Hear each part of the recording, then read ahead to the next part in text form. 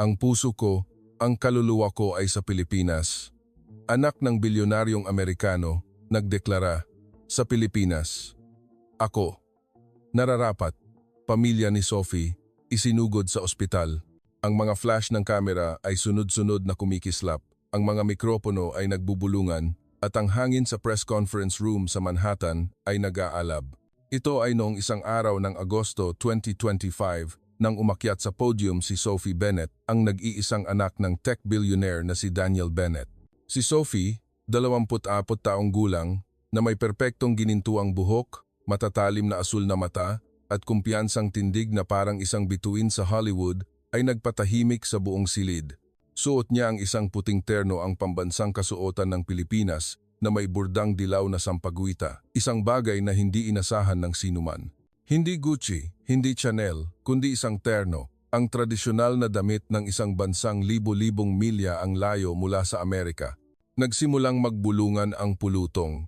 Ang reporter mula sa CNN ay bumulong sa kanyang kasamahan. Ano ang gagawin niya? Bago na namang gimmick sa PR.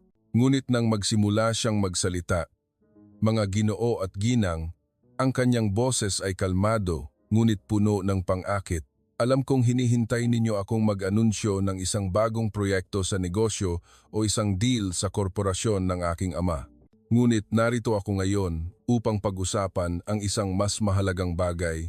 Hindi ako nararapat sa lugar na ito. Hindi ako nararapat sa New York, hindi ako nararapat sa Amerika. Ang puso ko, ang kaluluwa ko ay sa ibang lugar sa Pilipinas. Ang press room ay tila sumabog. Mga sigawan, sunod-sunod na pagpindot ng kamera at may ilang tumawa pa dahil inakala itong biro. Ngunit hindi tumawa si Sophie. Tumingin siya ng diretso sa pulutong. Ang mga mata ay matatag, tila matagal na niyang pinaghandaan ang sandaling ito. Sa harap na hanay, ang kanyang ina, si Margaret Bennett, isang babaeng laging perpekto ang itsura, ay biglang namutla. Mahigpit niyang hinawakan ang kamay ng kanyang asawa. Si Daniel, na pilit pinananatiling kalmado ang mukha, ay isiniwalat ng nakakuyom niyang labi ang kanyang pagkalito. Sophie, ano ang sinasabi mo? Bulong ni Margaret, ngunit ang kanyang boses ay walang lakas at hindi narinig. Makalipas ang ilang segundo, bumagsak siya sa upuan, hawak ang dibdib at humihingal. Agad na sumugod ang mga medikal na tauhan at ang eksena ay naging magulo. Si Daniel Bennett, ang lalaking nagpanginginig sa buong Silicon Valley, ay nakatayo na lamang, walang magawa, habang ang kanyang asawa ay isinasakay sa stretcher at ang kanyang anak ay nagpapatuloy sa kanyang talumpati. Hindi tumigil si Sophie.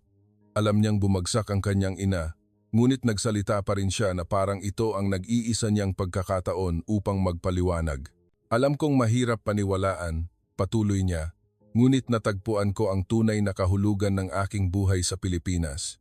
Hindi ito tungkol sa pera, hindi ito tungkol sa kapangyarihan, kundi tungkol sa pakikipag-ugnayan sa mga tao, sa kultura, sa isang lugar, kung saan nararamdaman kong tunay akong nabibilang. Tumigil siya sandali, huminga ng malalim, at ngumiti. Aalis ako sa Amerika. Pupunta ako sa Pilipinas, at magsisimula akong muli. Ang pulutong ay halos mabaliw. Isang reporter mula sa The New York Times ang sumigaw, "Sophie, baliw ka ba? Isinusuko mo ang buong imperyo." Ngunit umiling lamang si Sophie, na natili ang ngiti sa kanyang labi. Samantala, sa Mount Sinai Hospital, kung saan isinugod si Margaret, sinisikap ng mga doktor na patatagin ang tibok ng puso niya. Mataas na antas ng stress, sabi ng isang doktor kay Daniel, kailangan niya ng lubos na pahinga. Tumango si Daniel, ngunit ang nasa isip niya ay isang unos. Hindi niya maintindihan. Si Sophie, ang anak na pinalaki niya, pinag-aral sa Harvard, at inihanda upang magmana ng isang tech na korporasyon na nagkakahalaga ng $50 bilyong, ay gusto na ngayong itapon ang lahat upang pumunta sa isang bansa na alam lang niya sa balita. Nalason ang isip niya, bulong niya, mahigpit na hawak ang telepono. Ngunit ano ang katotohanan? Ano ang nagpabago kay Sophie? Balik tanaw sa isang taon bago, si Sophie ay isang tipikal na Amerikanang babae pa rin. Nakatira siya sa isang penthouse sa Manhattan, nagmamaneho ng Ferrari at madalas lumabas sa mga magasin tulad ng Vogue o Forbes. Siya ang huwaran ng tagumpay, ngunit sa kaibuturan, Si Sophie ay nakakaramdam ng kawalan. Minsan siyang nagsabi sa kanyang matalik na kaibigan, si Emma, isang gabi habang umiinom ng alak sa Hamptons, "Hindi ko alam kung para saan ako nabubuhay. Pera? Sobra na. Kasikatan? Hindi ko na kailangan. Pero may kulang pa rin sa akin." Tumawa lamang si Emma, iniisip na iyon ay panandaliang mood lang ng isang mayamang dalaga. Ngunit para kay Sophie, hindi iyon isang panandaliang sandali. Iyon ang simula ng isang paglalakbay. Nagbago ang lahat ng aksidenteng mapanood ni Sophie ang isang Netflix documentary tungkol sa kultura ng Pilipinas. Ang mga imahe ng mga ngiti ng mga tao, ang mga makasaysayang simbahan sa Intramuros, at ang tunog ng kundiman ay tumama sa isang malalim na bahagi ng kanyang kaluluwa. "Gusto kong pumunta roon," bulong niya sa sarili. Kaya, sa kabila ng pagtutol ng kanyang pamilya, palihim na nag-book si Sophie ng tiket papuntang Maynila.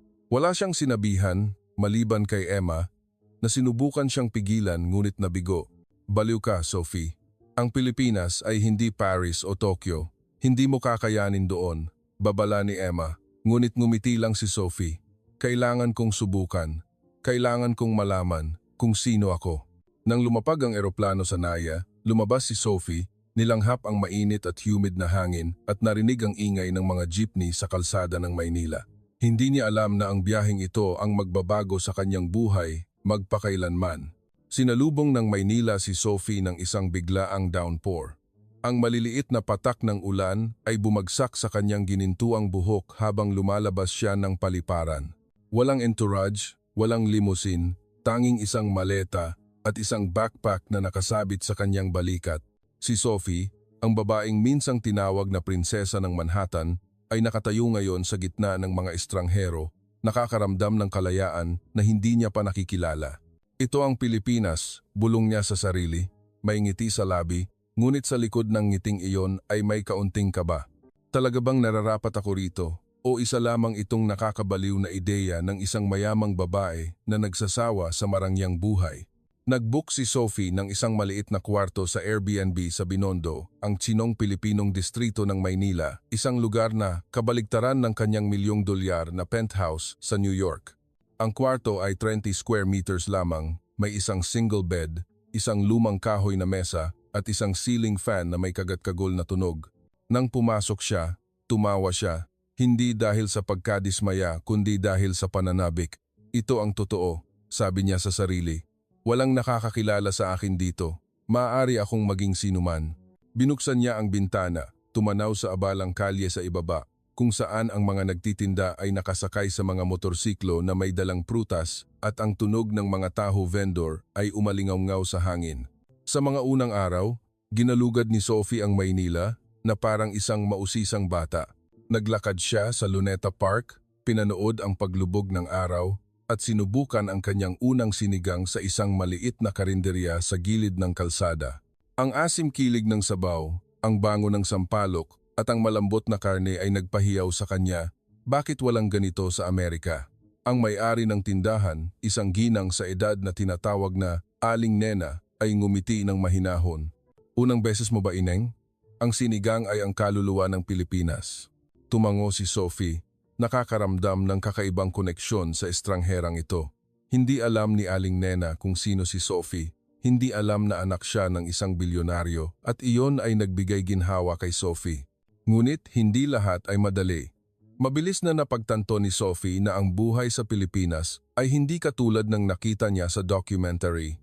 Ang ingay ng mga jeepney, ang kasikipan ng mga kalsada, at ang mainit na klima ay minsan nakakapagod sa kanya. Isang gabi, nang naligaw siya sa isang maliit na eskinita, naubusan ng baterya ang kanyang telepono at walang nakapagsasalita ng Ingles sa paligid, naupo si Sophie sa gilid ng kalsada, humawak sa mukha, nagtatanong, "Ano ba ang ginagawa ko rito?" Ngunit may isang batang babae na mga 20 taong gulang, nakasuot ng asul na raincoat, ang huminto sa kanyang motorsiklo at nagtanong sa kanyang pasumpong-sumpong na Ingles, "Ate, naliligaw ka ba? Tulungan kita." Ang pangalan ng babae ay Maya. Hindi lamang niya inihatid si Sophie sa bahay, kundi inanyayahan pa siyang uminom ng iced tea sa isang tindahan sa gilid ng kalsada. Umupo sila doon sa ilalim ng madilim na ilaw ng kalsada. Nag-uusap na parang matagal nang magkaibigan. Ikinuwento ni Maya kay Sophie ang tungkol sa kanyang buhay, tungkol sa kanyang part-time na trabaho upang tustusan ang kanyang pag-aaral at ang kanyang pangarap na maging isang fashion designer. Alam mo, ate, sabi ni Maya, kumikinang ang mga mata. Gusto kong gumawa ng mas magagandang terno upang makilala ng buong mundo ang Pilipinas. Nakinig si Sophie, nakakaramdam ng pag-usbong ng inspirasyon. Sa Amerika, hindi pa siya nakakita ng sinuman na nagsalita tungkol sa kanilang mga pangarap ng may ganoong pagmamahal. Ang kanyang mga kaibigan sa New York ay nag-uusap lamang tungkol sa pera, stocks at mararangyang parties.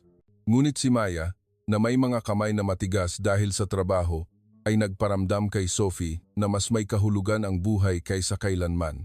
Samantala, sa Amerika, ang pamilya Bennett ay nasa krisis. Pagkatapos ng insidente sa press conference, si Margaret ay nakalabas na ng ospital, ngunit mahina pa rin ang kanyang kalusugan. Nakaupo siya sa living room ng mansion ng pamilya sa Long Island, nakatingin sa kawalan, nagbubulungan, nalason ang isip ng bata. Siguradong ganoon. Si Daniel, sa kabaligtaran, ayaw maniwala sa conspiracy theory. Nag-upa siya ng isang pangkat ng mga pribadong investigador upang alamin kung ano ang ginagawa ni Sophie sa Pilipinas. Nagre-rebelde lang siya, sabi niya sa kanyang mga kasosyo. Magpapasawa lang siya at babalik. Ngunit sa kaibuturan, siya ay natatakot. Tumawag siya kay Sophie ng 12-dosenang beses. Ngunit hindi siya sinasagot.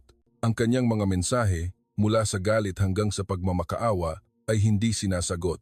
Si Sophie ay hindi nagaanong nag-iisip tungkol sa pamilya sa sandaling ito.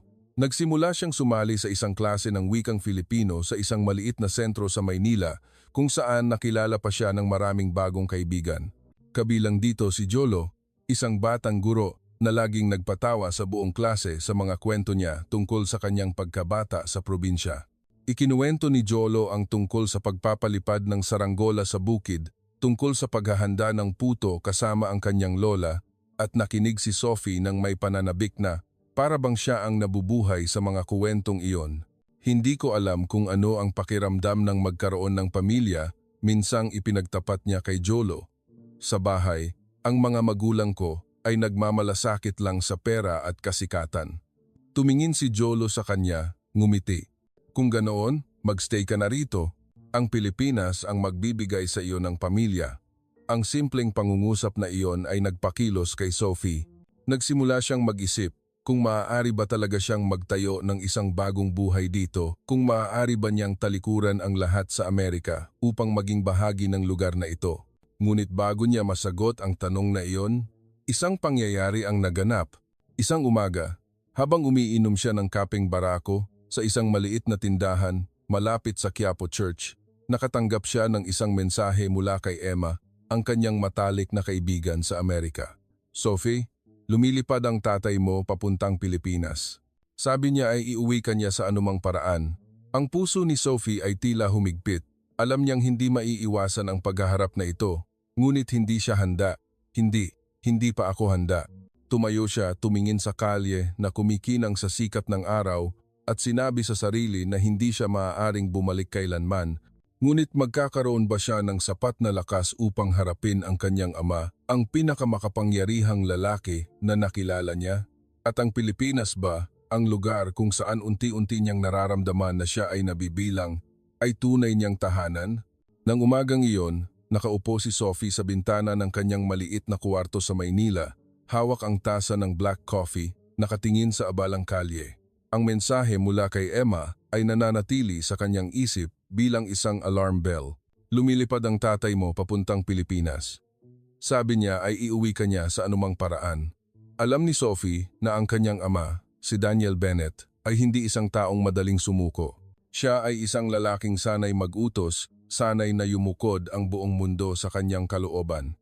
Ngunit sa pagkakataong ito, determinado si Sophie na hindi niya nahahayaang kontrolin siya nito. Natagpuan ko na ang lugar na nararapat sa akin.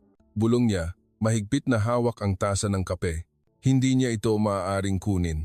Ngunit sa kanyang loob, naramdaman niya ang isang alon ng pag-aalinlangan na umaakyat. Magiging sapat ba siya upang harapin ang kanyang ama? Samantala, sa Naiya, Bumaba si Daniel Bennett mula sa first-class compartment ng isang Boeing 787.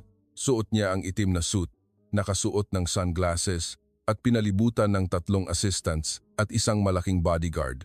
Ang mainit at maingay na hangin ng Maynila ay nagpakunot noo sa kanya paglabas. Anong klaseng lugar ito? Bulong niya, pinagmamasdan ang siksikang daloy ng mga motorsiklo at jeepney sa kalsada. Para sa kanya, ang Pilipinas ay isang banyagang destinasyon lamang, isang lugar na hindi karapat-dapat ipagpalit ng kanyang anak ang kanyang buong kinabukasan. Nag-book siya ng isang 5-star hotel sa gitna ng Maynila at nakipag-ugnayan sa isang lokal na kumpanya ng detective upang subaybayan si Sophie. Hanapin siya sa loob ng 24 oras, utos niya, ang boses ay kasing lamig ng bakal. Gusto kong malaman kung ano ang ginagawa ng bata, nasaan, at sino ang kasama niya. Walang kaalam-alam si Sophie na dumating ang kanyang ama at nagpatuloy siya sa kanyang buhay sa Maynila. Inilaan niya ang buong araw kasama si Maya, ang babaeng tumulong sa kanya noong siya ay naligaw. Dinala ni Maya si Sophie sa Divisoria Market kung saan ang amoy ng mga panimpla, ang ingay ng mga mamimili at ang matingkad na kulay ng mga paninda ay nagpasindak kay Sophie. Kita mo ate? Turo ni Maya sa isang tindahan ng tela. Ito ang pinyarami, kasing lambot ng ulap, kasing ganda ng sining. Gusto kong gamitin ito para sa pagdisenyo ng terno. Hinawakan ni Sophie ang tela, naramdaman ang kinis sa ilalim ng kanyang mga daliri at biglang ngumiti. Maya, gusto mo bang makasama ako sa isang bagay? Isang proyekto tungkol sa terno? Nanlaki ang mga mata ni Maya. Seryoso ka ba ate? Pero wala akong pera, wala akong kahit ano. Umiling si Sophie. Ako ang bahala doon. Kailangan mo lang mangarap. Ang pangungusap na iyon ay nagpaiyak kay Maya. Mahigpit niyang niyakap si Sophie, bumulong. Ikaw ang unang taong naniwala sa akin. Sa sandaling iyon, naramdaman ni Sophie na tila namumukadkad ang kanyang puso. Sa Amerika, hindi niya kailanman naranasan ang ganitong damdamin. Ang pakiramdam na kailangan ka, konektado sa isang tao hindi dahil sa pera o kasikatan. Ngunit ang kagalakang iyon ay hindi nagtagal. Habang kumakain si Sophie at Maya ng adobo sa isang maliit na karinderya, nag-vibrate ang telepono ni Sophie, isang hindi pamilyar na numero. Kumunot ang noo niya at pinindot ang answer. Ang malamig at malalim na boses ng kanyang ama ay umalingaw-ngaw. Sophie, nasaan ka? Dumating na ako sa Maynila. Kailangan nating mag-usap. Naramdaman ni Sophie na tila nanigas ang kanyang dugo. Tumingin siya kay Maya na walang malay na kumakain at sumagot, ang boses ay nanginginig. Ayaw kong makipag-usap, tatay. Nakapagdesisyon na ako. Tumahimik sandali ang kabilang linya at pagkatapos ay nagsalita si Daniel. Wala kang pagpipilian. Hahanapin kita at uuwi ka sa Amerika. Natapos ang tawag, iniwan si Sophie na parang nasasakal. Napansin ni Maya ang pagbabago sa kanyang mukha. Nag-aalalang nagtanong, Ate, anong problema? Pamilya lang, sagot ni Sophie. Ngunit sa kaibuturan, alam ni Sophie na ang lahat ay magiging komplikado na. Nagpasya siyang huwag nang bumalik sa kwarto niya, sa takot na nahanap na ng kanyang ama ang address. Sa halip, hiniling niya kay Maya na ihatid siya sa bahay ni Jolo, ang guro ng Filipino. Nakatira si Jolo sa isang maliit na bahay sa labas ng Maynila kung saan mas luntian at mas payapa ang paligid. Nang ikinuwento ni Sophie ang lahat, nakinig si Jolo, malalim ang iniisip. Ate Sophie, sabi niya, kung gusto mong manatili sa Pilipinas, kailangan mong ipakita sa tatay mo na seryoso ka. Kailangan mong patunayan na hindi ito biro. Tumango si Sophie ngunit hindi niya alam kung paano. Ayaw kong harapin ang tatay ko, Jolo. Hindi siya kailanman natatalo. Samantala, hindi nagpahinga si Daniel Bennett. Sa tulong ng kanyang mga detective at halos walang katapusang financial resources, mabilis niyang nahanap ang bakas ni Sophie. Isang larawan mula sa security camera sa Divisoria, isang resibo ng credit card mula sa karinderya ng adobo, at ilang mensahe na nahack niya mula sa telepono ni Emma ang nagdala sa kanya sa Binondo. Nang gabing iyon, sa kanyang marangyang hotel suite, tiningnan ni Daniel ang larawan ni Sophie na nakangiti kasama si Maya at naramdaman niya ang isang alon ng galit na hinaluan ng sakit. Iniisip ba ng bata na makakatakas siya sa akin? Bulong niya. Ngunit sa kaibuturan, siya ay natatakot. Natatakot na si Sophie, ang anak na mahal niya ng higit sa lahat, ay tuluyan ng lumisan sa kanya. Kinaumagahan, nagpasya si Sophie na kumilos muna. Nakipag-ugnayan siya kay Aling Nena, ang may-ari ng karinderya ng sinigang, at hiniling sa kanya na irekomenda ang isang lokal na abogado. Para lang protektahan ang sarili ko, sabi niya kina Jolo at Maya, kung gusto akong pilitin ng tatay ko na umuwi, kailangan kong magkaroon ng paraan para labanan siya. Ang abogado, isang lalaki sa edad na tinawag na Attorney Ramos, ay pumayag na tulungan si Sophie. Ipinaliwanag niya na, dahil 24 taong gulang na si Sophie, walang legal na karapatan ang kanyang ama na pilitin siyang bumalik sa Amerika, maliban na lang kung mapapatunayan niya na wala siyang kakayahang kumilos. Ngunit mag-ingat, babala ni Ramos, ang isang taong tulad ng iyong ama ay hindi titigil sa batas. Mayroon siyang pera, kapangyarihan at pasensya. Tumango si Sophie, natatakot ngunit determinado. Alam niyang ang laban na ito ay hindi lamang tungkol sa pananatili sa Pilipinas, kundi tungkol sa pag-angkin sa pagmamay-ari ng kanyang sariling buhay. Lumingon siya kina Maya at Jolo, nagsabing, "Salamat sa inyong dalawa. Kung wala kayo, hindi ko alam kung ano ang gagawin ko." Hinawakan ni Maya ang kanyang kamay, ngumiti. "Kaibigan ka namin, ate. Hindi ka namin pababayaan na mag-isa." Tumango si Jolo, "Ako rin. Ang Pilipinas ay ang tahanan mo kung gusto mo." Ngunit habang nag-uusap sila, isang itim na SUV ang huminto sa harap ng bahay ni Jolo. Bumukas ang pinto at bumaba si Daniel Bennett. Ang kanyang mga mata ay kasing kalim ng labaha. Tumanaw si Sophie sa bintana. Ang kanyang puso ay kumakabog ng malakas. "Nahanap niya ako," bulong niya. Ang boses ay nawawala. Ang maliit na bahay ni Jolo ay biglang naging masikip nang lumitaw ang anino ni Daniel Bennett sa pintuan. Nakatayo siya doon, matangkad sa kanyang itim na suit. Ang kanyang matalim na tingin ay dumaan sa bawat isa sa silid. Naramdaman ni Sophie na tila tumigil ang pagtibok ng kanyang puso. Hindi pa niya nakita ang kanyang ama na kasing nakakatakot na ito. Hindi dahil sa galit siya, kundi dahil sa nakakatakot na pagiging kalmado na nagmumula sa kanya tulad ng isang predator na naghihintay ng pagkakataon. Mahigpit na hinawakan ni Maya ang kanyang mga kamay sa ilalim ng mesa habang tumayo si Jolo, sinisikap na panatilihing kalmado ang kanyang sarili. "Magandang araw, Ginoo," sabi ni Jolo sa Ingles. Ang boses ay medyo nanginginig. "Tuloy po kayo." Hindi sumagot si Daniel, pumasok lang siya. Ang kanyang makintab na sapatos na balat ay tumama sa lumang tile floor na naglalabas ng matitigas na tunog. "Sophie," sabi ni Daniel, ang kanyang boses ay malalim ngunit puno ng kapangyarihan. "Kunin mo ang gamit mo. Uuwi na tayo ngayon." Walang bate, walang tanong. Para sa kanya, hindi ito isang pag-uusap kundi isang utos. Huminga ng malalim si Sophie, sinisikap na manatiling kalmado. "Hindi ako aalis, tatay," sagot niya. Ang boses ay maliit ngunit matatag. "Gusto kong manatili sa Pilipinas." Kumunot ang noo ni Daniel na parang hindi siya makapaniwala sa narinig niya. "Ano ang sinasabi mo? Manatili rito? Sa lugar na ito?" Ang kanyang mga mata ay lumibot sa simpleng silid na may sira-sirang kahoy na mesa at mga tradisyonal na sining na nakasabit sa dingding. Ang kanyang boses ay may halong panghahamak. Si Maya, bagaman hindi niya lubos na naiintindihan ang pag-uusap, ay naramdaman ang tensyon. Tumayo siya, nagsalita sa kanyang pasumpong-sumpong na Ingles. "Si Ate Sophie ay kaibigan namin. Masaya siya rito." Tumingin si Daniel kay Maya. Ang kanyang mga mata ay kasing lamig ng yelo. "Sino ka? Isa ka ba sa mga taong nagpasira sa isip ng aking anak?" Agad na sumingit si Sophie. "Tatay, huwag kang magsalita ng ganyan. Kaibigan ko si Maya at wala siyang ginagawang masama. Ito ang desisyon ko." Tumawa si Daniel, ngunit ito ay isang tuyong tawa na walang kaligayahan. "Desisyon? Sa tingin mo ba alam mo ang ginagawa mo? Ikaw si Sophie Bennett, ang aking anak, hindi isang vagrant sa atrasadong bansang ito." Si Jolo, bagaman ayaw makialam, ay hindi makatahimik. "Ginoo," sabi niya, ang boses ay kalmado ngunit matigas. "Ang Pilipinas ay hindi atrasado. Ito ang aming tahanan at si Ate Sophie ay malugod na tinatanggap dito.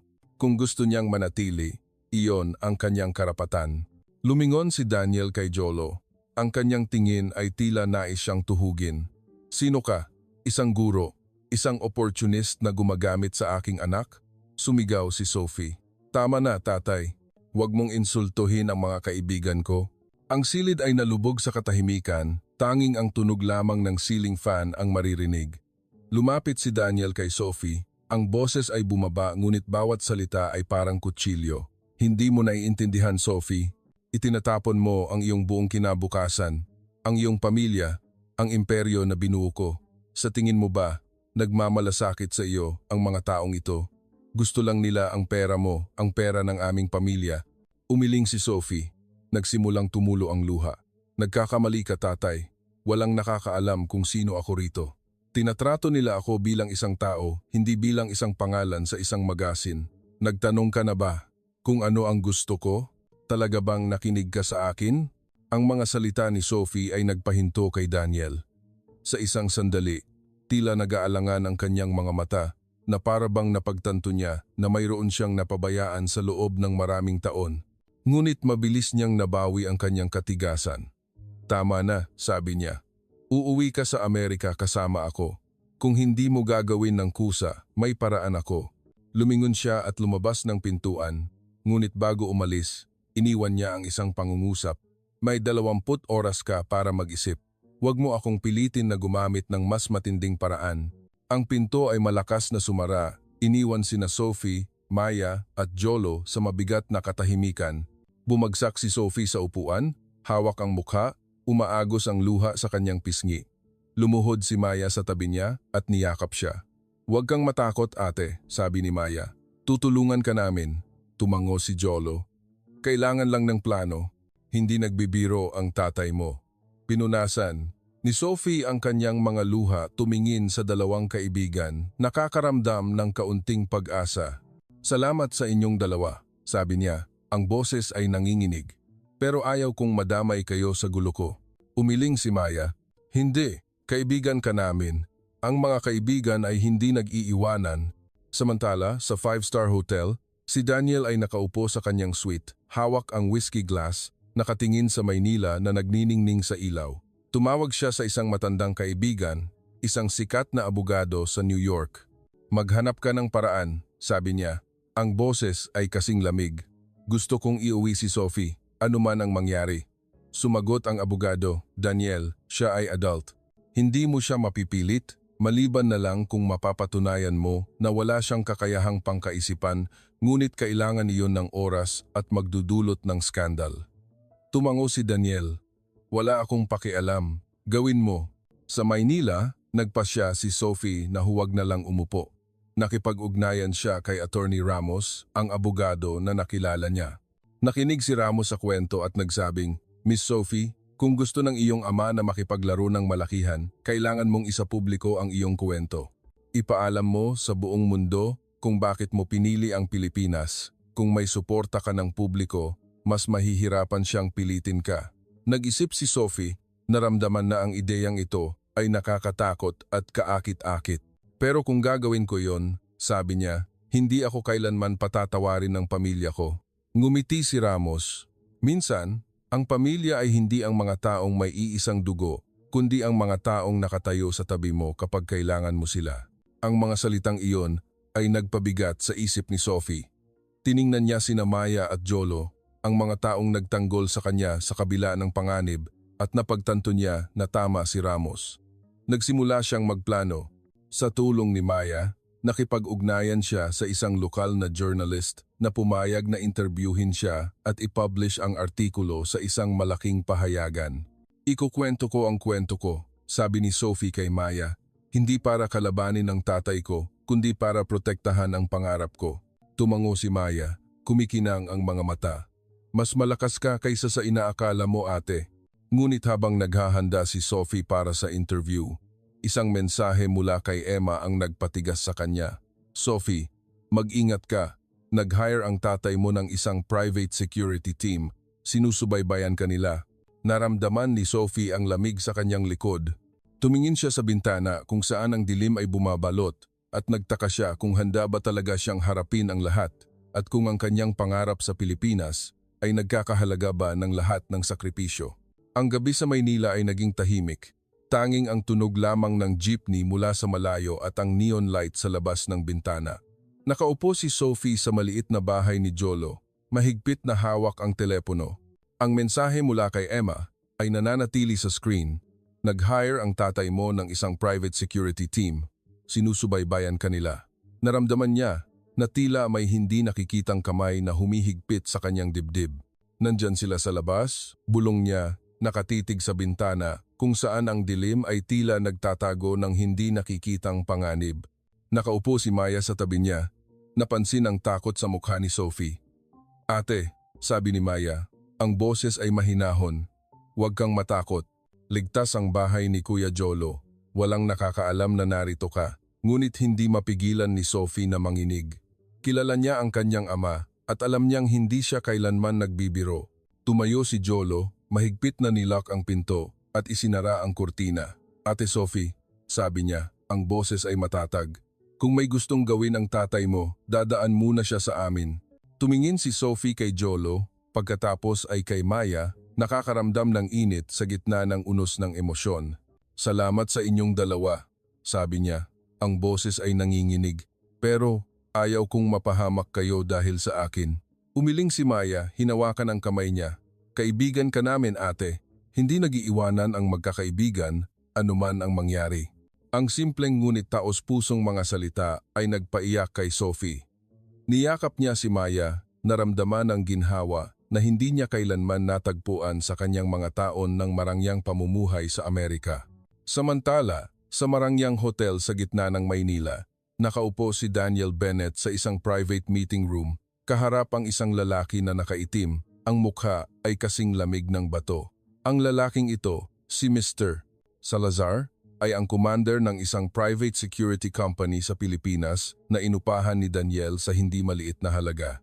Natukoy na namin ang lokasyon niya, sabi ni Salazar, ang boses ay monotone. Nasa isang maliit na bahay siya sa labas ng Maynila kasama ang dalawang lokal.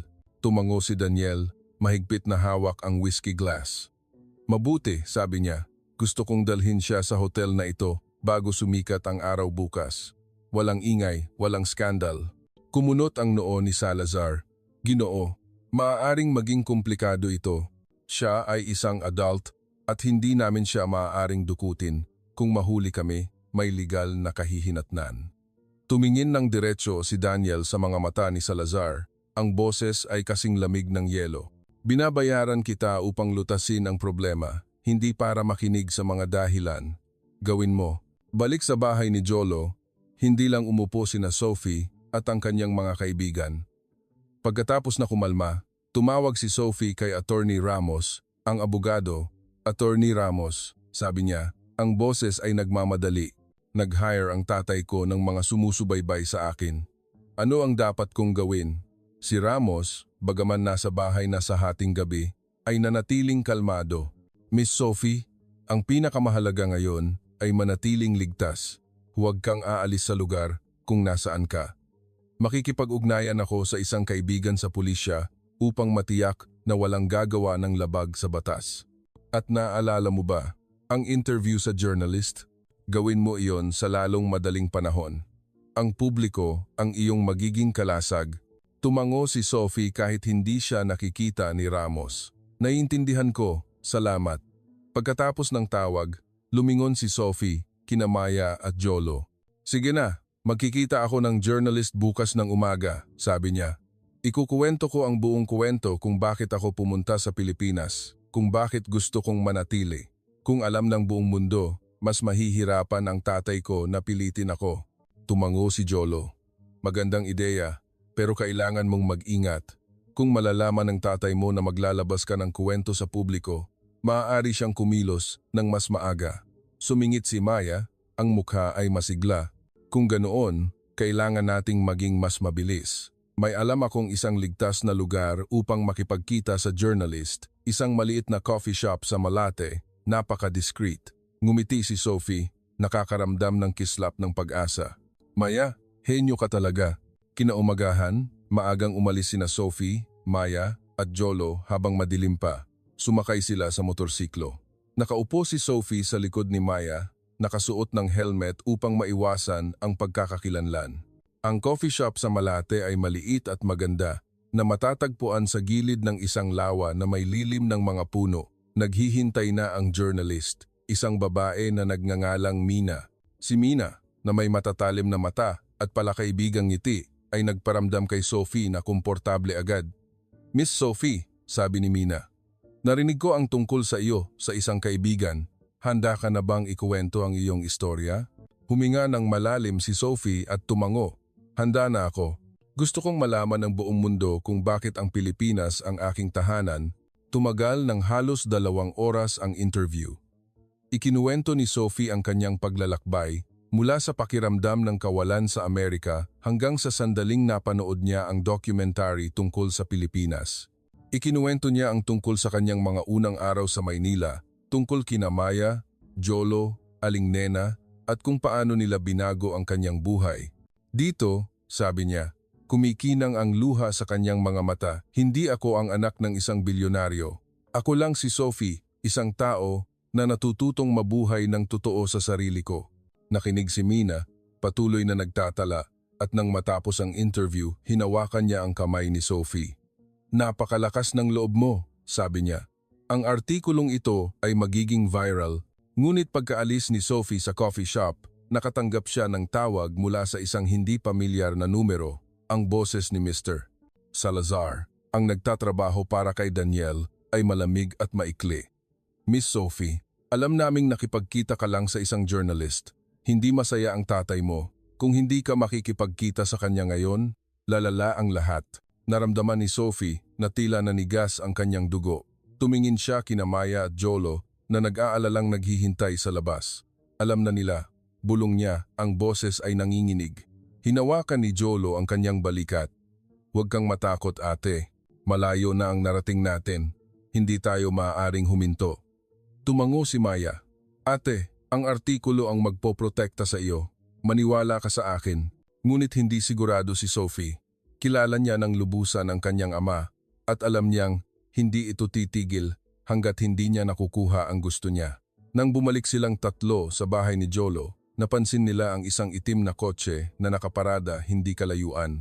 Sinusubaybayan nila, sabi ni Jolo. Ang boses ay tensyonado. Hinawakan ni Sophie ang kamay ng kanyang mga kaibigan, natatakot at determinado. "Hindi ako susuko," sabi niya. "Ngunit kailangan ko kayo ng higit kaysa kailanman."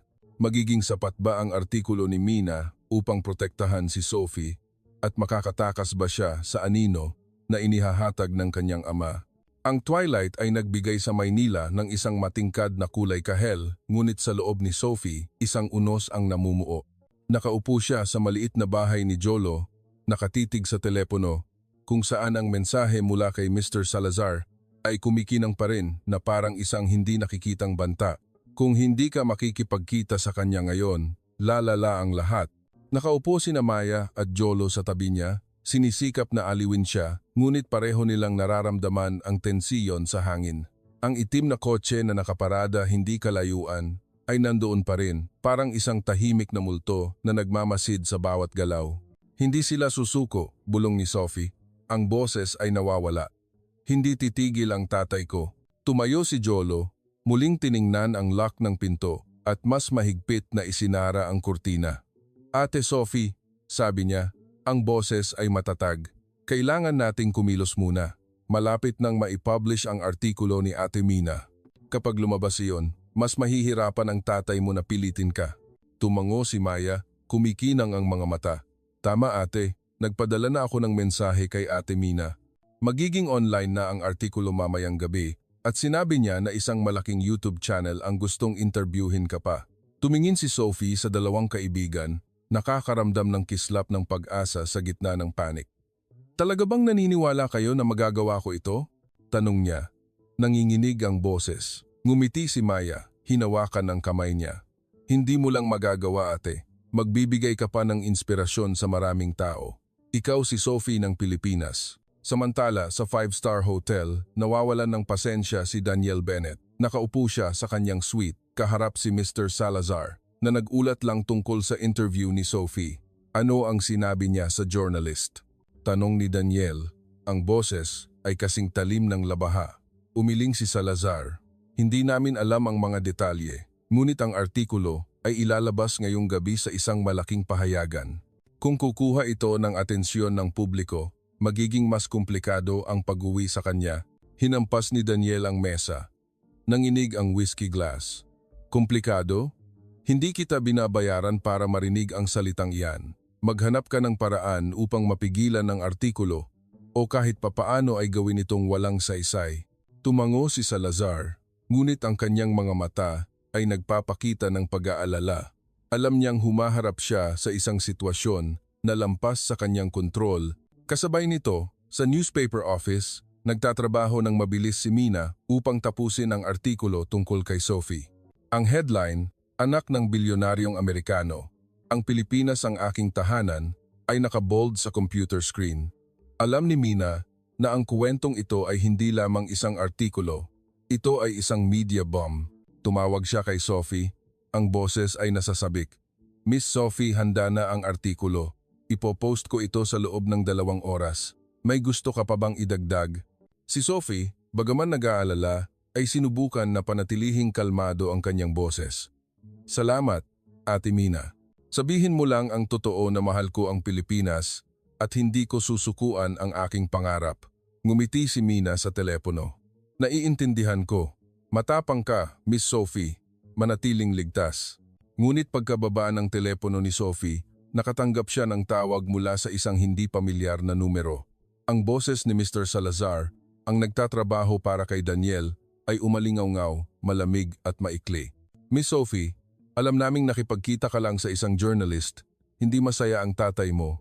Kung hindi ka makikipagkita sa kanya ngayon, lalala ang lahat." Naramdaman ni Sophie na tila nanigas ang kanyang dugo. Tumingin siya kina Maya at Jolo na nag-aalalang naghihintay sa labas. Alam na nila, bulong niya, ang boses ay nanginginig. Hinawakan ni Jolo ang kanyang balikat. "Huwag kang matakot, ate. Malayo na ang narating natin. Hindi tayo maaaring huminto." Tumango si Maya. "Ate, ang artikulo ang magpoprotekta sa iyo. Maniwala ka sa akin." Ngunit hindi sigurado si Sophie. Kilala niya ang kanyang ama at alam niyang hindi ito titigil hanggat hindi niya nakukuha ang gusto niya. Nang makabalik silang tatlo sa bahay ni Jolo, napansin nila ang isang itim na kotse na nakaparada hindi kalayuan. Sinusubaybayan nila, sabi ni Jolo, ang boses ay tensyonado. Hinawakan ni Sophie ang kamay ng kanyang mga kaibigan, natatakot at determinado. "Hindi ako susuko," sabi niya, "ngunit kailangan ko kayo ng higit kaysa kailanman." Magiging sapat ba ang artikulo ni Mina upang protektahan si Sophie at makakatakas ba siya sa anino na inihahatag ng kanyang ama? Ang takip silim ay nagbigay sa Maynila ng isang matingkad na kulay kahel, ngunit sa loob ni Sophie, isang unos ang namumuo. Nakaupo siya sa maliit na bahay ni Jolo, nakatitig sa telepono, kung saan ang mensahe mula kay Mr. Salazar ay kumikinang pa rin na parang isang hindi nakikitang banta. "Kung hindi ka makikipagkita sa kanya ngayon, lalala ang lahat." Nakaupo sina Maya at Jolo sa tabi niya, sinisikap na aliwin siya, ngunit pareho nilang nararamdaman ang tensiyon sa hangin. Ang itim na kotse na nakaparada hindi kalayuan ay nandoon pa rin, parang isang tahimik na multo na nagmamasid sa bawat galaw. "Hindi sila susuko," bulong ni Sophie. Ang boses ay nawawala. "Hindi titigil ang tatay ko." Tumayo si Jolo, muling tiningnan ang lock ng pinto at mas mahigpit na isinara ang kurtina. "Ate Sophie," sabi niya, ang boses ay matatag, "kailangan nating kumilos muna. Malapit nang maipublish ang artikulo ni Ate Mina. Kapag lumabas iyon, mas mahihirapan ang tatay mo na pilitin ka." Tumango si Maya, kumikinang ang mga mata. "Tama, ate. Nagpadala na ako ng mensahe kay Ate Mina. Magiging online na ang artikulo mamayang gabi." At sinabi niya na isang malaking YouTube channel ang gustong interviewin ka pa. Tumingin si Sophie sa dalawang kaibigan, nakakaramdam ng kislap ng pag-asa sa gitna ng panik. "Talaga bang naniniwala kayo na magagawa ko ito?" tanong niya, nanginginig ang boses. Ngumiti si Maya, hinawakan ang kamay niya. "Hindi mo lang magagawa, ate. Magbibigay ka pa ng inspirasyon sa maraming tao. Ikaw si Sophie ng Pilipinas." Samantala, sa 5-star hotel, nawawalan ng pasensya si Daniel Bennett. Nakaupo siya sa kanyang suite, kaharap si Mr. Salazar na nagulat lang tungkol sa interview ni Sophie. Ano ang sinabi niya sa journalist? Tanong ni Daniel, ang boses ay kasing kalim ng labaha. Umiling si Salazar. Hindi namin alam ang mga detalye, ngunit ang artikulo ay ilalabas ngayong gabi sa isang malaking pahayagan. Kung kukuha ito ng atensyon ng publiko, magiging mas komplikado ang pag-uwi sa kanya. Hinampas ni Daniel ang mesa. Nanginig ang whiskey glass. Komplikado? Hindi kita binabayaran para marinig ang salitang iyan. Maghanap ka ng paraan upang mapigilan ang artikulo o kahit papaano ay gawin itong walang saysay. Tumango si Salazar, ngunit ang kanyang mga mata ay nagpapakita ng pag-aalala. Alam niyang humaharap siya sa isang sitwasyon na lampas sa kanyang kontrol. Kasabay nito, sa newspaper office, nagtatrabaho ng mabilis si Mina upang tapusin ang artikulo tungkol kay Sophie. Ang headline, Anak ng Bilyonaryong Amerikano, ang Pilipinas, ang aking tahanan, ay nakabold sa computer screen. Alam ni Mina na ang kwentong ito ay hindi lamang isang artikulo. Ito ay isang media bomb. Tumawag siya kay Sophie, ang boses ay nasasabik. Miss Sophie, handa na ang artikulo. Ipopost ko ito sa loob ng 2 oras. May gusto ka pa bang idagdag? Si Sophie, bagaman nag-aalala, ay sinubukan na panatilihing kalmado ang kanyang boses. Salamat, Ate Mina. Sabihin mo lang ang totoo na mahal ko ang Pilipinas at hindi ko susukuan ang aking pangarap. Ngumiti si Mina sa telepono. Naiintindihan ko. Matapang ka, Miss Sophie. Manatiling ligtas. Ngunit pagkababa ng telepono ni Sophie, isang malakas na katok sa pinto ang nagpagulat sa kanilang tatlo. Sinenyasan ni Jolo sina Sophie at Maya na manatiling tahimik at maingat na lumapit sa pinto. Isang malalim na boses ang umalingaw-ngaw. Buksan ang pinto. Gusto lang naming mag-usap. Napagtanto ni Sophie ang boses si Mr. Salazar. Mahigpit niyang hinawakan ang kamay ni Maya. Bumulong. Huwag mong buksan ang pinto. Tumango si Jolo. Ngunit ang sitwasyon ay lalong naging tensyonado nang lalong lumakas ang katok. Sophie, tawag ni Salazar, ang boses ay malamig. Alam mo kung para kanino kami nagtatrabaho, huwag mong pahirapan ang lahat. Si Maya, bagaman natatakot, ay biglang tumayo, tumakbo sa kusina at kumuha ng isang maliit na kawali. Kung papasok sila, sabi niya, kalahating biro, kalahating seryoso, ipapakita ko sa kanila. Tumawa si Sophie, bagaman tumutulo pa rin ang luha sa kanyang pisngi. Maya, ikaw ay superhero talaga. Lumingon si Jolo at bumulong. Ate Sophie, tawagan mo si Attorney Ramos. Kailangan natin ng tulong. Mabilis na kinuha ni Sophie ang telepono at tinawagan ang abogado. Si Ramos, bagaman nasa bahay na, ay agad na sumagot. Miss Sophie, manatiling kalmado. Nakikipag-ugnayan ako sa pulisya. Darating sila agad. Huwag mong buksan ang pinto at huwag mong hayaang i-provoke kanila. Tumango si Sophie kahit hindi siya nakikita ni Ramos. Naiintindihan ko. Salamat. Pakiusap, bilisan ninyo. Samantala, nawawalan ng pasensya si Salazar at ang 2 pa niyang tauhan sa labas ng pinto. Bumulong ang isa sa kanila, kung hindi siya magbubukas, kailangan nating sirain ang pinto. Ngunit umiling si Salazar. Hindi, kung mag-iingay tayo, darating ang pulis. Kailangan nating kusa siyang lumabas. Muli siyang kumatok. Ang boses ay mas malumanay. Sophie, gusto lang makipag-usap ng tatay mo. Nag-aalala siya sa iyo. Lumabas ka at magiging maayos ang lahat. Ngunit hindi sumagot si Sophie. Nakaupo siya roon. Yakap si Maya. Naramdaman na malakas ang pagtibok ng kanyang puso. Hindi ako aalis, bulong niya, na para bang sinasabi sa sarili. Sa sandaling iyon, ang ilaw mula sa isang sasakyan ng pulis ay tumama sa maliit na eskinita. Ang tunog ng siren ay umalingaw-ngaw at agad na sinenyasan ni Salazar ang kanyang mga tauhan na umatras. Umatras, utos niya, at mabilis na naglaho ang itim na kotse sa dilim. Huminga ng maluwag sina Sophie, Maya at Jolo, ngunit alam nilang hindi pa tapos ang panganib. Kumatok ang pulis at binuksan ni Jolo ang pinto. Ipinaliwanag ang sitwasyon. Isang pulis, si Lieutenant Cruz, ang nagtala ng statement at nangako na palalakasin ang pagpapatrolya sa lugar. Miss Sophie, sabi niya, kung may anumang hindi karaniwan, tawagan mo kami agad. Tumango si Sophie, nagpasalamat, ngunit puno pa rin ng pag-aalala.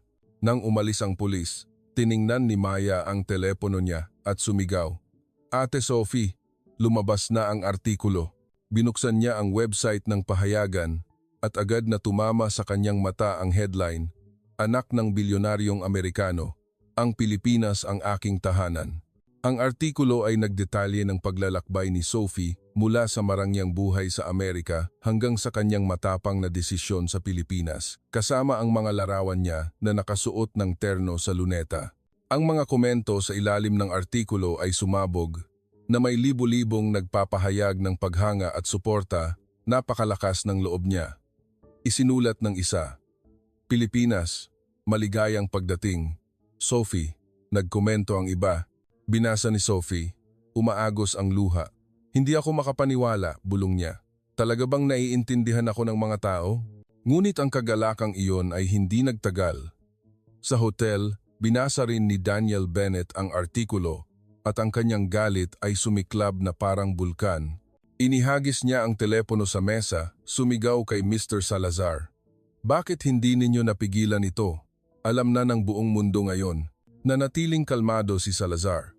Ginoo, maari pa rin nating baligtarin ang sitwasyon. Kung gusto ninyo, may paraan ako upang talikuran ng publiko si Sophie. Tiningnan ni Daniel si Salazar, dumilim ang kanyang mga mata. Sabihin mo, mapapanatili ba ni Sophie ang kanyang pangarap habang ang kanyang ama ay naghahanda na maglunsad ng isang bagong pag-atake? Ang ilaw mula sa screen ng telepono ay tumama sa mukha ni Sophie na nagpapakita ng mga komento na puno ng suporta mula sa artikulo ni Mina. Siya ay isang inspirasyon. Isinulat ng isa, Sophie, ang Pilipinas ang iyong tahanan. Nagkomento ang iba, nakaupo si Sophie sa maliit na bahay ni Jolo. Ang mga mata ay luhaan, hindi makapaniwala na ang kanyang kuwento ay nakaantig sa puso ng libu-libong estranghero. Niyakap siya ni Maya sa balikat, tumawa ng masigla. Kita mo ate, mahal ka ng mga tao. Wala nang magagawa ang tatay mo. Ngunit hindi sigurado si Sophie. Kilala niya ng lubusan ang kanyang ama. Si Daniel Bennett ay hindi isang taong madaling sumuko at ang artikulong ito, bagaman malakas, ay maaaring maging pampabilis lamang para sa isang mas malaking unos. Samantala, sa 5-star hotel, nakaupo si Daniel Bennett sa kanyang suite. Ang kanyang mga mata ay dumidilim habang binabasa niya ang artikulo. Bawat pangungusap, bawat salita ay parang kutsilyo na tumutusok sa kanyang pagmamataas. Anak ng bilyonaryong Amerikano, ang Pilipinas ang aking tahanan. Ang headline na iyon ay hindi lamang nagpagalit sa kanya, kundi nagparamdam din sa kanya ng pagtataksil. Ginagawa niya akong kontrabida, bulong niya, mahigpit na hawak ang whiskey glass. Si Mr. Salazar, ang pinuno ng private security team, ay nakatayo sa harap niya, nananatiling kalmado ang mukha. Ginoo, sabi ni Salazar, ang publiko ay kumakampi sa kanya, ngunit maaari nating baguhin iyon. Ilang chismis, ilang staged articles, at tatalikuran siya ng publiko. Kumunot ang noo ni Daniel, tumingin kay Salazar.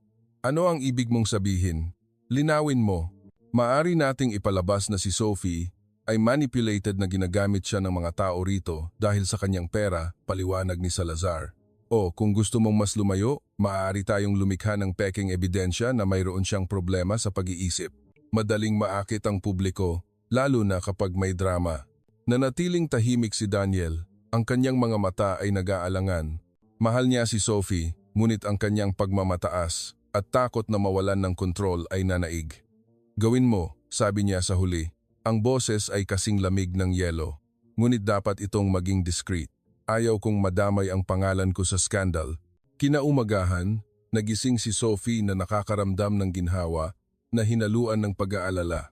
Ang artikulo ni Mina ay kumalat sa social media at isang sikat na YouTube channel sa Pilipinas ang nakipag-ugnayan upang imbitahan siyang mag-live interview. Ate Sophie, sabi ni Jolo habang nag-aalmusal silang tatlo ng pandesal at kape. Ito ang iyong pagkakataon upang ikuwento ang iyong istorya ng direkta. Kung gagawin mo ng maayos, walang sinuman ang makakapilit sa iyong umalis. Tumango si Maya, nasasabik. Magsuot ka ng terno, hindi ba?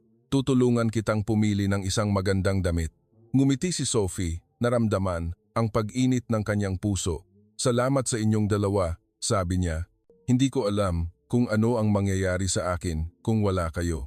Ngunit ang kagalakang iyon ay mabilis na napawi. Nang tiningnan ni Sophie ang kanyang telepono, nakakita siya ng isang bagong artikulo sa isang international tabloid news site na may headline, "Anak ng bilyonaryong Amerikano na brainwash sa Pilipinas." Ang artikulo ay nagbanggit ng mga malapit na pinagmulan na nagsasabing si Sophie ay manipulated ng isang grupo ng mga tao sa Maynila na ginagamit ang kanyang kayamanan para sa kanilang sariling kapakinabangan. Ilang maling detalye, tulad ng pagbibigay ni Sophie ng milyon-milyong dolyar sa kanyang mga bagong kaibigan, ay idinagdag upang magdulot ng shock. Ang mga komento sa ilalim ng artikulo ay puno ng mga pagpuna, "Baliw na siya." Isinulat ng isa, "Nakakalungkot, isa pang mayamang babae na naloko." Nagkomento ang isa, binasa ni Sophie, nanginginig ang mga kamay, umaagos ang luha. "Hindi ito totoo," bulong niya. "Bakit nila ginagawa ito sa akin?" Mabilis siyang inaliw ni Maya at Jolo. "Ate Sophie," sabi ni Jolo, "ito ang gimmick ng tatay mo. Gusto niyang sirain ang reputasyon mo." Tumango si Maya. "Huwag mo nang isipin. Tutulungan ka ng YouTube interview na linawin ang katotohanan." Ngunit hindi mapigilan ni Sophie na mag-alala. Tinawagan niya si Mina na nakabasa na rin ng tabloid article. "Miss Sophie," sabi ni Mina, "ang boses ay seryoso. Ito ay isang organisadong pag-atake. Susulat ako ng isang rebuttal article, ngunit kailangan mong mag-live sa lalong madaling panahon. Hayaang marinig ng publiko ng direkta mula sa iyo." Tumango si Sophie, bagaman puno ng pag-aalinlangan ang kanyang loob. "Naiintindihan ko. Salamat, Ate Mina." Ang YouTube interview ay ginanap ng hapong iyon. Sa isang maliit na studio sa Maynila, si Sophie ay nakasuot ng isang light blue terno na may burdang gumamela, isang bagay na nagpahanga sa buong crew. Ang host, isang batang babae na nagngangalang Hana, ay sinalubong siya ng may mainit na ngiti. "Sophie," sabi ni Hana nang magsimulang umikot ang kamera, "ang iyong kuwento ay nagbibigay inspirasyon sa maraming tao, ngunit mayroon ding mga negatibong tsismis. Ano ang gusto mong ibahagi sa mga manonood?" Huminga ng malalim si Sophie, tumingin ng diretso sa kamera. "Hindi ako na brainwash," sabi niya. Ang boses ay matatag. "Pumunta ako sa Pilipinas dahil natagpuan ko ang kahulugan dito. Natagpuan ko ang mga taong tapat, mga kaibigan na nagturo sa akin kung paano mabuhay ng totoo sa sarili ko. Alam kong hindi masaya ang pamilya ko, ngunit ito ang desisyon ko." Ang mga salita ni Sophie ay puno ng emosyon at katapatan na nagpaiyak kina Hana at sa crew. Nang maipost ang video, mabilis itong umabot sa milyon-milyong views. Ang publiko sa Pilipinas at internasyonal ay nagsimulang magreaksyon ng malakas na may hashtag na "Stand with Sophie" na nagtitrend sa social media. "Siya ang simbolo ng kalayaan," isinulat ng isa. "Ipinagmamalaki ng Pilipinas na tanggapin si Sophie." Nagkomento ang iba. Ngunit hindi lahat ay sumuporta. Ang ilang anonymous accounts na pinaghihinalaang kinokontrol ng team ni Mr. Salazar ay nagpatuloy sa paglalabas ng mga chismis, sinisikap na bawasan ang kuwento ni Sophie. Sa hotel, pinanood ni Daniel ang interview video at sa unang pagkakataon, nakaramdam siya ng kaunting pag-aalinlangan. Si Sophie sa screen ay hindi ang nagre-rebelde na bata na inakala niya. Siya ay may gulang, matatag at puno ng pagmamahal. Ngunit ang kanyang pagmamataas ay hindi nagpahintulot sa kanya na umatras. Tinawagan niya si Salazar, ang boses ay tensyonado. "Dagdagan mo ang pressure," utos niya. "Gusto kong wala na siyang ibang pagpipilian kundi bumalik." Tumango si Salazar, ngunit sa kanyang loob, nagsimula siyang magduda kung siya ba ay lumalampas na sa hangganan. Samantala, nakatanggap si Sophie ng mensahe mula sa kanyang ina, si Margaret, sa unang pagkakataon mula nang umalis siya sa Amerika. "Sophie, hindi ko maintindihan kung bakit mo ginagawa ito, pero nag-aalala ako sa iyo. Tawagan mo ako." Binasa ni Sophie ang mensahe, humigpit ang kanyang puso. Gusto niyang tumawag, ngunit natatakot siya. Natatakot na susubukan din ng kanyang ina na kumbinsihin siyang bumalik. Dapat ba siyang maniwala sa pagmamahal ng kanyang ina? At maaari ba siyang magpatuloy na lumaban habang ang kanyang ama ay naglalabas ng mga bagong atake? Ang gabi sa Maynila ay nababalutan ng manipis na fog Ang mga ilaw ng kalsada ay malabo, na tila nakikipaghalubilo sa magulong emosyon sa puso ni Sophie. Nakaupo siya sa maliit na bahay ni Jolo, mahigpit na hawak ang telepono, ang mensahe mula sa kanyang ina, si Margaret, ay kumikinang pa rin sa screen. Sophie, hindi ko maintindihan kung bakit mo ginagawa ito, pero nag-aalala ako sa iyo. Tawagan mo ako. Ang mga salitang iyon, bagaman maikli, ay parang kutsilyo na bumubuhay sa sakit ng pagkamis sa pamilya na sinubukan ni Sophie na ibaon. Gusto niyang tumawag, gusto niyang marinig ang boses ng kanyang ina, ngunit ang takot na pipilitin din siya nitong bumalik ang nagpabagal sa kanya. Napansin ni Maya ang pag-aalinlangan sa mukha ni Sophie, mahinang inilagay ang kamay sa balikat niya. Ate, sabi ni Maya, tawagan mo ang nanay mo, siguro gusto lang niyang maintindihan ka. Tumingin si Sophie kay Maya, pagkatapos ay kay Jolo na tumango bilang pampatibay loob. Sige, bulong niya. Pinindot ang call button. Sa New York, umaga na. Nakaupo si Margaret sa living room ng mansion ng pamilya. Hawak ang tasa ng tsaa, ang kanyang mga mata ay puyo dahil sa hindi pagkakatulog. Nang tumunog ang telepono at lumitaw ang pangalan ni Sophie, halos mahulog niya ang tasa. Sophie? Sagot niya, nanginginig ang boses. Ako ito, ma. Sabi ni Sophie. Sinubukan niyang manatiling kalmado, ngunit ang luha ay umaagos na sa kanyang pisngi. Patawad kung nag-alala ako sa inyo, ma. Pero kailangan mong maintindihan, ang Pilipinas ang lugar kung saan ko natagpuan ang sarili ko. Nanatiling tahimik si Margaret sandali. Pagkatapos ay nagsalita. Sophie, hindi ko maintindihan. Mayroon ka ng lahat dito, pamilya, kinabukasan, kaligtasan. Bakit ka pumili ng isang banyagang lugar? Huminga ng malalim si Sophie. Ma, dito, hindi lang ako ang inyong anak. Ako si Sophie, isang ordinaryong tao na minamahal dahil sa sarili ko. Naramdaman mo na ba ang kawalan? Kahit mayroon ka ng lahat? Ang mga salitang iyon ay nagpahinto kay Margaret. Naalala niya ang mahabang gabi na mag-isa siyang nakaupo habang ang kanyang asawa, si Daniel, ay abala sa trabaho at si Sophie, noong bata pa, ay palaging pinalibutan ng mga katulong sa halip na ng kanyang ina. Anak, bulong niya, gusto ko lang na maging ligtas ka. Ngumiti si Sophie sa gitna ng luha. Ligtas ako, ma. Masaya ako. Kailangan ko lang ng suporta mo. Ang tawag ay natapos sa pangako ni Margaret na mag-iisip.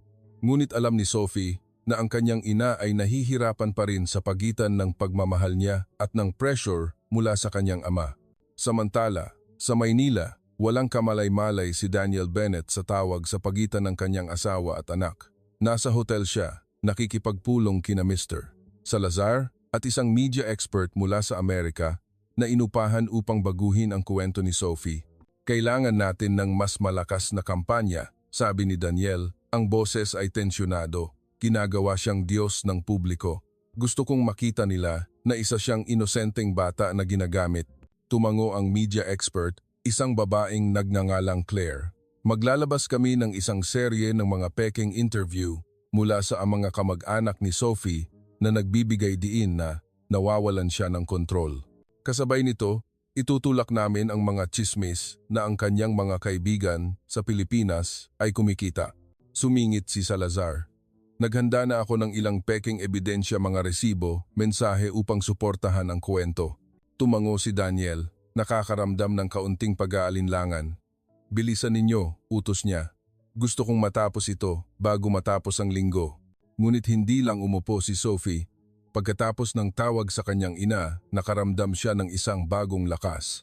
Nakipag-ugnayan siya kay Mina, ang journalist, at sa YouTube channel upang magplano ng counter-attack. Ate Mina, sabi ni Sophie sa telepono. Naglalabas sila ng mga chismis tungkol sa akin at sa aking mga kaibigan. Kailangan ko ng mas malaking stage upang sabihin ang katotohanan. Si Mina, na may karanasan bilang isang veteranong journalist, ay tumango. May ideya ako. Isang global live stream kung saan ikaw at ang iyong mga kaibigan, sina Maya at Jolo, ay magkukuwento. Iimbitahan din natin ang mga lokal na tao tulad ni Aling Nena upang patunayan na mahal ka nila dito. Agad na pumayag si Sophie, bagaman nag-aalala pa rin siya. Kung malalaman ng tatay ko, susubukan niya itong pigilan, sabi niya. Ngumiti si Mina. Kailangan nating maging mas mabilis kaysa sa kanya. Ang livestream ay ginanap kinagabihan sa isang sikat na coffee shop sa Maynila na may daan-daang lokal na tao at online audience na sumali. Sina Sophie, Maya, Jolo at Aling Nena ay nakaupo sa harap ng kamera, kaharap ang host na si Hana. Nakasuot si Sophie ng puting terno, ang kanyang mga mata ay matatag. Hindi ako na brainwash, sabi niya. Ang boses ay umalingaw-ngaw sa espasyo. Pumunta ako sa Pilipinas dahil natagpuan ko ang isang tunay na pamilya hindi sa pamamagitan ng dugo, kundi sa pamamagitan ng puso. Sina Maya, Jolo, Aling Nena, at marami pang iba ang nagturo sa akin na ang buhay ay hindi lang tungkol sa pera o kasikatan. Si Maya, bagaman medyo nahihiya sa harap ng kamera, ay hinawakan ang kamay ni Sophie at nagsabing, "Si Ate Sophie ay kaibigan ko. Hindi ko kailangan ng pera niya. Kailangan ko lang siya rito." Idinagdag ni Aling Nena na may mahinahong ngiti. Ang bata na ito ay kumakain ng sinigang ko araw-araw. Kung na-brainwash siya, siguro dahil iyon sa sinigang ko. Tumawa ang crowd at ang hangin ay naging mainit.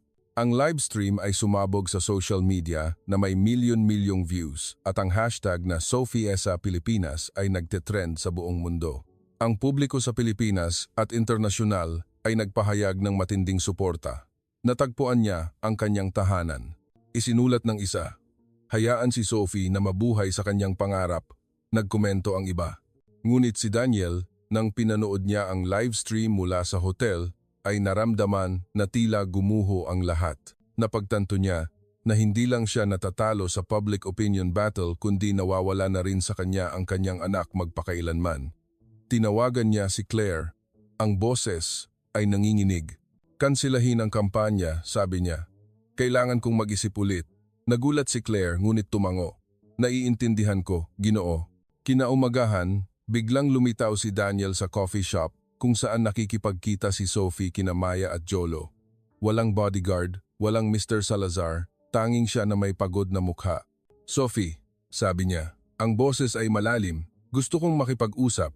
Tiningnan ni Sophie ang kanyang ama, natatakot at umaasa. "Tatay?" sagot niya. "Kung gusto mo akong pilitin na bumalik, hindi pa rin ang sagot ko." Umiling si Daniel, umupo sa harap niya. "Nagkamali ako," sabi niya, ang boses ay nanginginig. "Sinubukan kitang kontrolin, ngunit nakikita ko na masaya ka rito. Gusto ko lang na patawarin mo ako." Natigilan si Sophie, umaagos ang luha. Hinawakan niya ang kamay ng kanyang ama, bumulong. "Mahal na mahal kita, tatay. Gusto ko lang na maintindihan mo ako." Ang kuwento ni Sophie ay natapos hindi sa tagumpay o pagkatalo kundi sa pagkakasundo. Nanatili siya sa Pilipinas, nagsimula ng isang fashion project ng terno kasama si Maya at naging simbolo ng lakas ng loob at kalayaan. Ang kanyang pamilya, bagaman may mga crack pa rin, ay unti-unting natutong tanggapin ang kanyang desisyon at ang Pilipinas, kasama ang mga taong tapat, ay mananatiling kanyang tahanan magpakailanman.